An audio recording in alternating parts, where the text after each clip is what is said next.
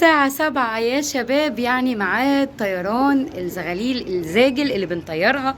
هو كل اللي حيلتنا قصين، قص لسه مطرش وقص فاكك رشتين. وقلنا احنا بنعود الحمام ان احنا بنكشف له في مكان مكشوف، بنحطه في دشار وبنثبت له ميعاد الطيران. هو انا ابتديت بصراحة ان انا كنت عايزة افتح له اشوف بس طيرانه الساعة 4 ولا الساعة 5. لقيت كل ما الشمس خفت، يا اما الصبح بدري يا اما اخر النهار، ده بيبقى افضل وقت للطيران. فهي الساعة 7 دلوقتي. طبعا احنا ما بنأكلش الحمام قبل الطيران، بنأكله لما بيرجع يهدى شوية ونأكله. هنشوف مع بعض.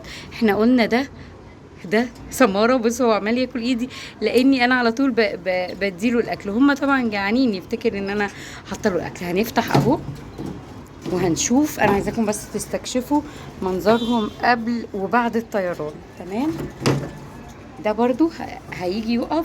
انا مش ههش ولا هعمل اي حاجه، يطيروا براحتهم. هم واقفين. بصوا أليس طارت الاول، سماره اهم.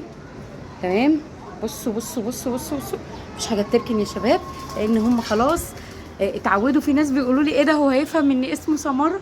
الحيوان او الطير ما عندوش عقل، لكن عنده نسبة تمييز وادراك.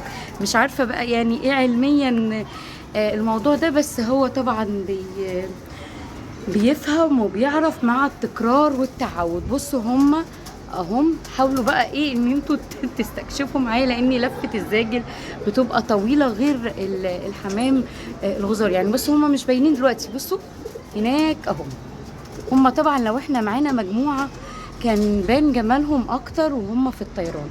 لا، الزاجل تستمتع بيه وتستمتع كمان بوفائه ورميه لما بترميه من مكان وتعرف ان هو ممكن يتعرض لمخاطر الموت. بصوا اهم او يبذل. بصوا يا انا عايزه اقول لكم بعاد. شايفينهم ولا لا؟ شايفينهم؟ مش عارفه انا الكاميرا جايبه ولا لا.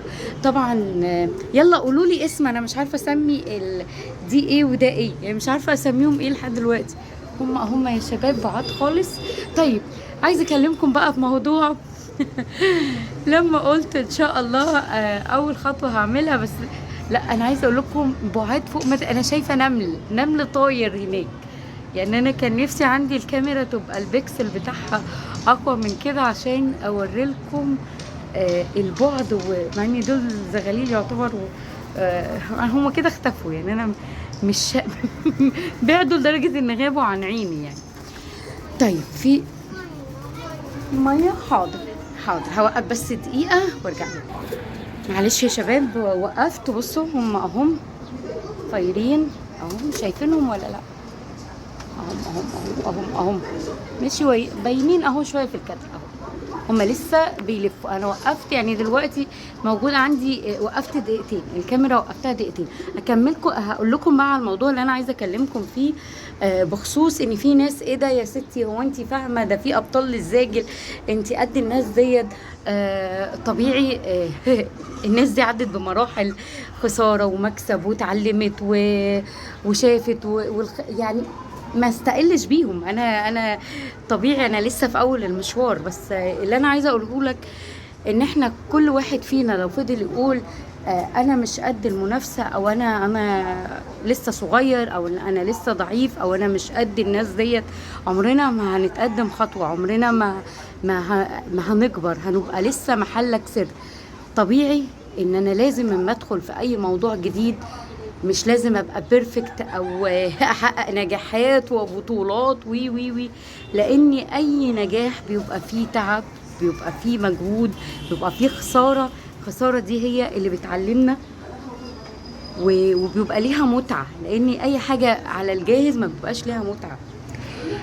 فلما فكرت ان انا اقدم في الاتحاد الزاجل، او اشوف موضوع السباقات سواء في النقط او في الاتحاد تبع وزارة الشباب او تبع اتحاد الزاجل، دي خطوة مبدئية. لسه انا ما عنديش برضو الحمام الكافي. بصوا هم هينزلوا دلوقتي اهو، لسه هينزلوا. انا بس عايزة اقف. هيكملوا. هو مفيش برضو حاجة ركنت هم طايرين، شايفينهم. بس انا مش عايزه يعني اعمل لهم. انا قاعده كده على الكرسي، بحيث ان لما يجوا ينزلوا ما يحسوش ان في حد واقف لهم او يعمل لهم ازعاج فيركنوا. وبعدين هقول لكم على حاجه كمان حابه اقولها لكم، طول ما انت بتحب الشيء اللي انت بتعمله هتبدع فيه، حتى لو انت مش ملم او عندك الخبره الكافيه في المجال يعني. فخلونا نجرب، مش هنخسر حاجه لو انا عملت كارنيه وبقيت اول سيده تسابق يعني، او ترمي. انا مش عارفه اذا كان في سيدات في مصر هنا بيسابقوا ولا لا، بس انا ما عنديش خلفيه بيهم. يا ريت تكتبوا لنا في التعليقات في حد من النساء بيسابقوا ولا لا، هم عايزين ينزلوا خلي بالكم. طيب في سؤال برضو عايزة أكلمكم فيه من خبرتي المتواضعة أنقله لكم، اللي هو موضوع ركن الحمام. شباب كتير بيقولوا لي إحنا بنشتري. بصوا هم طايرين، انتوا عينكم مع الكاميرا بس أنا قاعدة عشان مش عايزة أقف أخيلهم. بأول ما بيجيبوا حمام بيركن في العمارة، خاصة اللي هو بيبقى عنده يعني عنده حمام، قصدي ساكن في ادوار واطيه، والحمام يركن في عماره اعلى منه زي العماره اللي في وشي دي مثلا. تمام، ده سببه ايه؟ طبعا احنا بنعمل تدريب للحمام، بنحدد له ميعاد ثابت، زي ما قلت لكم بناكله بعد ما بيرجع. طب انت حبسته وعودته وحفظته العين بتاعه وبرضه بيركن بس انت بتحبسه كام يوم. حاول ان انت ما تزعجوش، يحاول وهو طاير برضو زي ما انا كده يتوارب على جنب، او سيبه اول كام مره يطير براحته عشان ما يخافش ويطمن للمكان. لقيت الموضوع كل مره بيركن، استبعد الفرد ده، لانه هو عنده زي مش طبيعته ان هو مريض ولا حاجه، وعنده كسل يعني. خلاص هو طبيعته كده، مهما انت حاولت تدرب فيه خلاص هو اتعود على الركنه، او ما تطمنش من البدايه للمكان. بصوا اهم انتوا واخدين بالكم منهم لسه طايرين كده. انا معايا في الكاميرا 7 دقايق وفي دقيقتين فصلت فيهم، ان كده هم طايرين لمده 9 دقايق. في فرق بين امبارح، يعني امبارح على 8 دقايق رجعوا، كنت مطيره 7 الا ربع، النهارده طيرت الساعه 7. طب بالنسبه لدول نشفوا شويه، يعني ممكن لو هشيتهم يبتدوا يطيروا، بس انا مش حابه اطير خاصه الزاجل او اهشه، لان الزاجل لما يكون مستعد وجناحه شايله بيطير لوحده. يعني دي من ضمن الحاجات اللي انا برضو استكشفتها وانا بطير الحمام. بصوا هما لسه هناك هم طايرين يا شباب. بس فاحنا بنجرب اهو ده بصوا الصقر ده اهو صقر شرياز ده اللي هو من الصغيرين ده، ما بياكلش، ما تقلقش منه، ما بياكلش الحمام يعني الكبير. بس ما يعني بلاقي حاجات اهو صقر تاني اهو والله اهو شايفينه اهو 2 ورا بعض اهو، معرفش اهم سبحان الله لسه شايفاه. فين زغللنا يا جدعان؟ هو تاكلوا زغللنا لا مش هياكلوا الزغاليل هم راحوا فين؟ اهم الزغاليل ورا النسور ولا الزغاليل ولا ايه؟ لا بتوعنا هم لا مش دول لا يا عم الصقر انت جاي عندنا ليه؟ امشي مش عارفه هم راحوا فين. لا بس هما مش راكنين، ما دام مش راكنين وهنعرف. صوت التليفون فصل لوحده المره دي بجد. هما لسه ما رجعوش وما بانوش. بص هنشوف اذا كانوا ركنوا ولا لا. بس هو يعني الحمام لو ركن هيركن في وشك، هيركن هنا اهو في العماره اللي في وشك، هيركن حواليك يعني. فهم من ناحيه ركنوا، لا ما ركنوش، بس هم غابوا، ان هم غابوا مع الصقر هيبان هجانهم. هقفل طيب الكاميرا لحد ما يظهروا. مش ظاهرين لحد ما يظهروا وهقول لكم الوقت اللي انا فصلت فيه قد ايه ورجعوا عاملين ايه. طب انا دلوقتي وقفت الكاميرا وهم مش باينين قصادي، مش عارفه بقى راكنين ولا سرحوا ولا ايه. فاحنا هنعمل ايه؟ هنطير القصوص الكبيره. ليه؟ بحس اني هما تحتهم زغاليل، بس يعني لو هما طاروا اهم هيطيروا، يعني اللفه بتاعتهم اقصد، بحيث لو هما طايرين هيجمعوا معاهم، يعني هيلفوا معاهم. هنشوف بقى هل لفتهم ممكن بلاش البلدي. ايه ده؟ ايه اللي باينه دي؟ هما التلاتة دولت اللي طاروا. ماشي، هنشوف هيجمعوا معاهم ولا لا. هي دي ما طارتش النتايه دي علشان في حصى تحتيها، ودول التلاتة اللي طايرين. هما لو طايرين ودول راكنين هنا كانوا طلعوا معاهم. يعني في الغالب ان هم سرحوا. لا اكيد الصقر الشرياس يعني ما كانوش ولا حاجه. بس عموما نقفل الكاميرا لحد ما يبانوا، وبكره اقول لكم يعني نشوف دول ايه. نسيب دول طايرين، وبكره اقول لكم ان شاء الله مصيرهم ايه، جم ما جوش، طاروا ما طاروش، هنشوف. وهقول لك على حاجه او نصيحه انا اتعلمتها ومؤمنه بيها وهستخدمها على طول في حياتي. اللي يضيع منك ما تزعلش عليه، دور على اللي بعده، وخلي عندك الحاجه اللي تستحق التعب فيها. يعني حتى لو افترضنا لا اهم طايرين، ده انا ظلمتهم. استنوا كنت هقفل بصوا الثلاثه دول هم طايرين، انا لسه شايفه لفتهم جم كده يعني هيبانوا.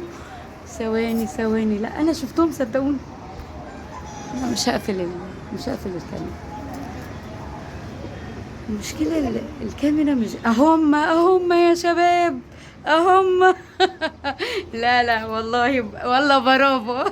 والله برافو عليهم. كانوا طايرين سرحوا. ده بقى ميزه، مش عارفه ميزه ولا عيب يعني. هو ما يمتعكش قوي بلفته زي الغزار، بس يسرح يعني. ما انا بقول يا ربي لو ركنوا هنا كنت شفتهم اهم. يلا حبايب يلا تعالوا.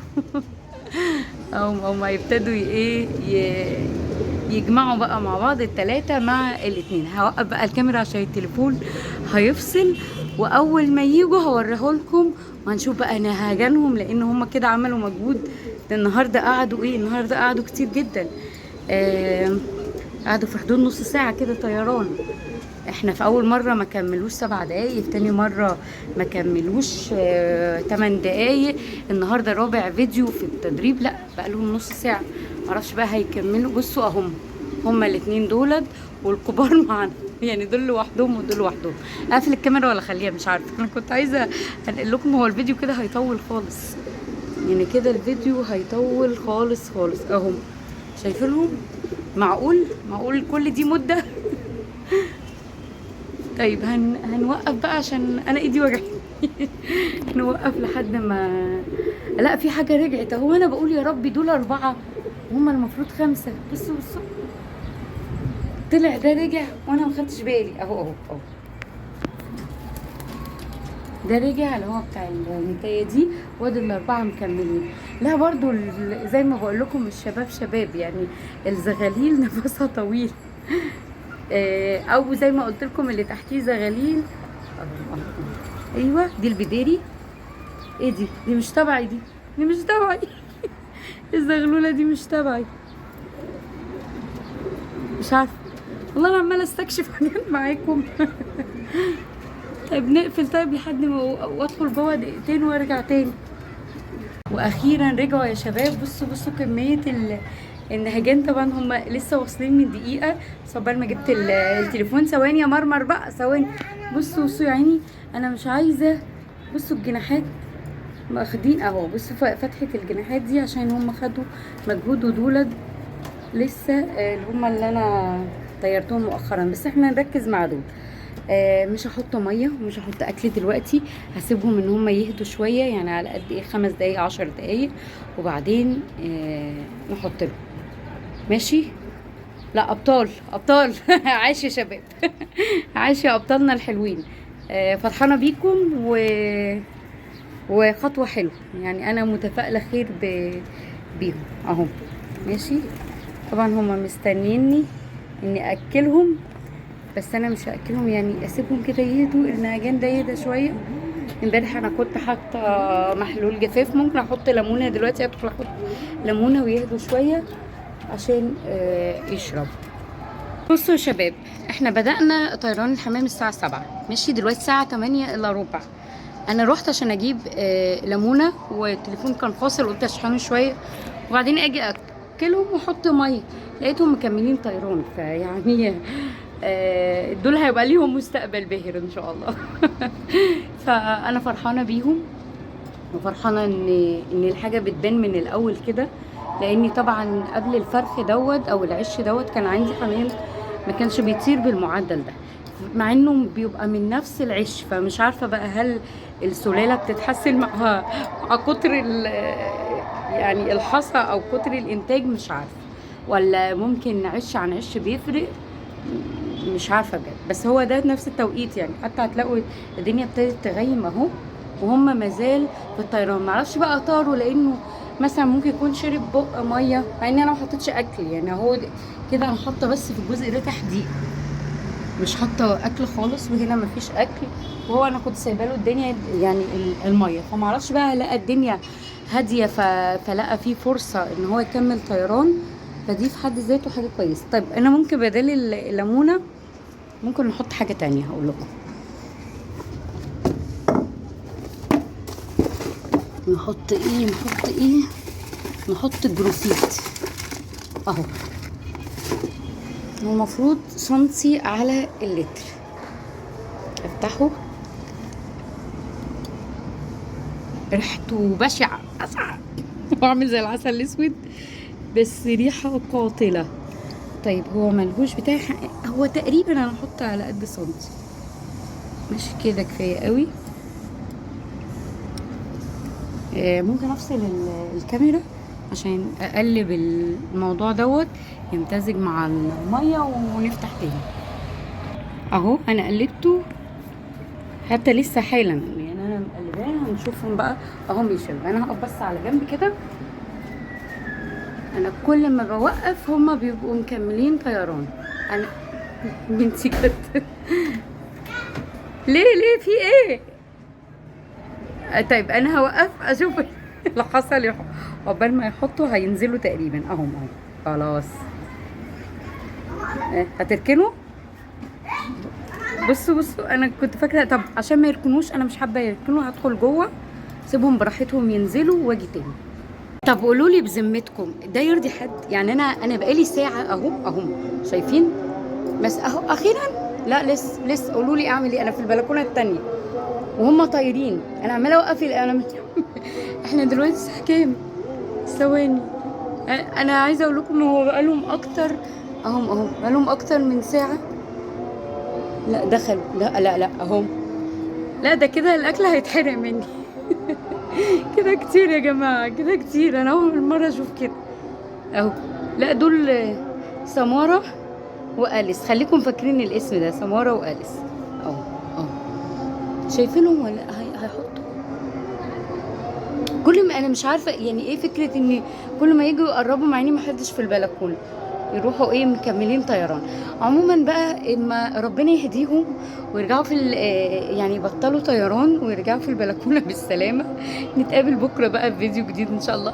ياكلوا، احط لهم ياكلوا ويشربوا، ونتقابل بكره في فيديو جديد ونشوف هم. بصوا هم دول عشان بس ما تتوهوش اهو، لكن اللي طايرين دول مش بتوعي، دول اهم يا شباب. هيركنوا ولا ايه؟ لا اهو، انتوا واخدين بالكم منهم اهو. ماشي، فانا هقفل بقى عشان كده كتير. عشان بس عشان في شباب بيسالوني هم رجعوا امتى، بيرجعوا ازاي، وقتهم قد ايه. فانا مش هقدر ده كله اصور، انا بقالي كتير واقفه مستنياهم. واول ما ظهروا انا قلت حتى ما اقفش اهو، ما اقفش قصادهم عشان ما اخولهم يعني، ما اخيلهمش في البلكونه التانية. بس هم تقريبا كده عجبهم الطيران ومكملين. انتوا شايفينهم ولا انا فاتحه البتاع الفاضي اهو؟ اهو شايفينهم يا شباب اهو. فانا هقفل بقى خلاص، كده كتير، انا تعبت.